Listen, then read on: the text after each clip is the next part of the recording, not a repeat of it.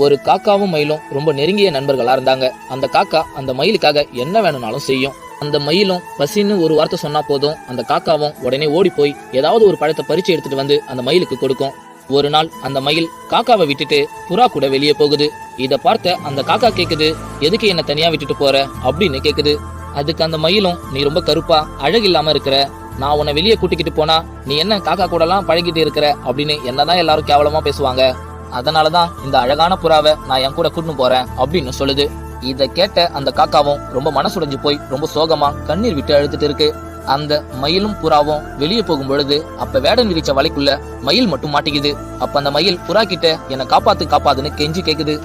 அதுக்கு அந்த புறாவும், என்ன உன்ன நான் காப்பாத்தணுமா, நானும் உன் கூட சேர்ந்து அந்த வலைக்குள்ள மாட்டிக்கணும்னு நினைக்கிறியா, முதல்ல நான் இங்க இருந்து கிளம்புறேன்பா அப்படின்னு சொல்லிட்டு அந்த மயிலை விட்டுட்டு அந்த புறா பறந்து போயிடுது. அப்ப அந்த வலைக்குள்ள மாட்டிக்கிட்டு இருக்கிற மயில் யோசிக்குது, இதுவே இந்த இடத்துல என் நண்பன் காக்கா இருந்திருந்தானா இப்படி என்ன தனியா விட்டுட்டு போயிருப்பானா அப்படின்னு அந்த காக்காவை நினைச்சு அழுதுட்டு இருக்கு.